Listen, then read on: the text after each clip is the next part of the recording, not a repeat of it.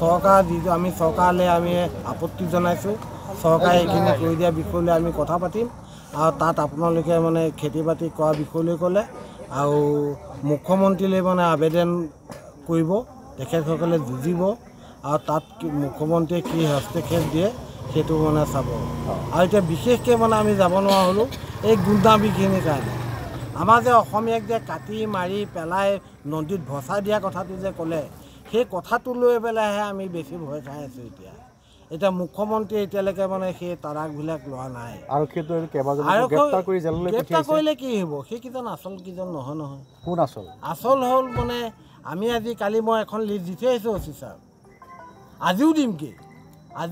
আজিও মই অৰ্থ লৈ আহিছোঁ মই আজি চৰত গৈছিলোঁ তাৰপৰা কিছু অৰ্থ লৈ আহিছোঁ আজিও মই দিমগৈ এজাহ এখন আকৌ কি কয় চাম আৰু বাবুল আলীৰ বিষয়লৈ মই কৈ আছোঁ যে ভূ মাফিয়া সি মাটি বেচা বিক্ৰী কৰা মানুহ আৰু তাৰ এটা মানে খুৰাক এটা আছিলে দেউতাৰ শহু দেউতাৰ হেৰি কছাৰীবৰীত মাটি আছিলে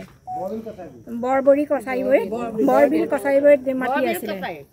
তাৰপিছত আজি বহুত দিন ধৰি যুঁজি আছে সেই মাটিখিনি মানে উলিয়াব পৰা নাই আছাদ আলী ভায়েকে মানে দখল কৰি তেওঁলোকে মানে খেতি কৰি খাই আছে আমাৰ আজি 7জন পৰিয়ালে আগতে সেই দেউতাই সেয়া মাটিতে কৰি আমাক পৰিয়ালটো চলাই আছিলে এতিয়া তেওঁলোকে যেতিয়া দখল কৰিলে আমাৰ একো উপায় নাই খেতি কৰিবলৈ মতা মানুহক আমাৰ মানুহজন যায় আৰু মোৰ দাদা যায় তেওঁলোকে কয় কাটি মাৰি নদীত উটুৱাই দিম এই ভয়তে আমাৰ দাদা আৰু আমাৰ মানুহজন গুচি আহে তাৰপাছত আৰু আপোনালোক তাত যাবই পৰা নাই তেওঁলোকে দাহ কটাৰী লাঠি জোং লৈ আহে আৰু তেওঁ আছাদ আলীৰ হাতত পিষ্টল আছে পিষ্টলৰ বিক্ৰী দেখুৱায় গতিকে সেইকাৰণে আমি খেতি কৰিবই পৰা নাই খেতি বাতি বাদ দিলে আৰু গুচি আহিলে গতিকে এতিয়া মোৰ মানুহজনে আজি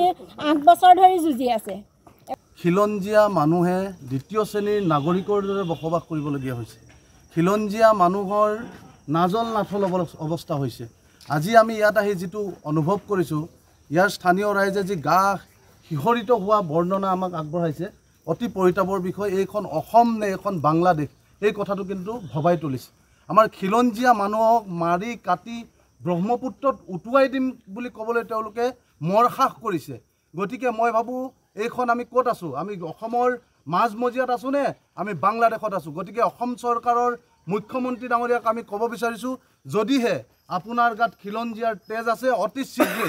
এইসকল বেদখলকাৰী যিসকলে আমাৰ খিলঞ্জীয়া মানুহৰ ভূমি অধিকাৰ কৰি ৰাখিছে এই ভূমিসমূহ শীঘ্ৰে উচ্ছেদ কৰক আৰু যদিহে উচ্ছেদ নকৰে বীৰ লাচিত থানাই এক জংগী প্ৰতিবাদী কাৰ্যসূচী ল'ব যিকোনো পৰ্যায়লৈকে গৈ হ'লেও খিলঞ্জীয়া ৰাইজৰ ভূমি বেদখল মুক্ত কৰাৰ স্বাৰ্থত বীৰ লাচিত থানাই আজিয়ে সংকল্প লৈছে তাৰ বাবে যদি কিবা পৰিৱেশ পৰিস্থিতি যদি বিপদগামী হয় যদি ভয়ংকৰ পৰিৱেশ পৰিস্থিতিৰ সৃষ্টি হয় তাৰ বাবে জগৰীয়া কিন্তু অসম চৰকাৰ হ'ব আৰু স্থানীয় আৰক্ষী প্ৰশাসন হ'ব ইতিমধ্যে দেখিছে আমাৰ ইয়াতে কুদ্দুছ আলী নামৰ এজন ব্যক্তি তেতিয়াই তেওঁৰ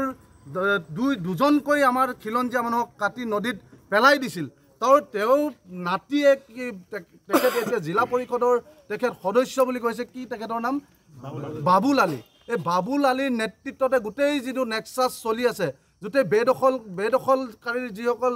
দপদপাই আছে এইসকলক নিষেধ কৰিবই লাগিব যেতিয়ালৈকে বেদখল মুক্ত নহ'ব তেতিয়ালৈকে বীৰ লাচিত থানা ক্ষান্ত নাথাকে আৰু অতি শীঘ্ৰে আমি এটা গণতান্ত্ৰিক আন্দোলন কৰিম গণতান্ত্ৰিক আন্দোলনত শৃংখল চলিয়াকে ধৰি বীৰ লাচিত থানাৰ কেন্দ্ৰীয় সমিতিৰ সমূহ বিষয়ববীয়া উপস্থিত থাকিব আৰু যদিহে আমাৰ আন্দোলনক যদি চৰকাৰে যদি আমাক গুৰুত্ব নিদিয়ে তেতিয়াহ'লে কিন্তু ৰাজপথ উত্তাল হ'ব ভয়ংকৰ পৰিৱেশ পৰিস্থিতিৰ সৃষ্টি হ'ব প্ৰয়োজন সাপেক্ষে মুখামুখি সংঘৰ্ষ হ'ব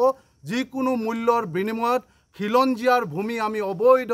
বেদখলকাৰীক সন্দেহযুক্ত নাগৰিক যিকোনো খবৰৰ বাবে যোগাযোগ কৰক 7099017330 লগতে 7099017110 নম্বৰত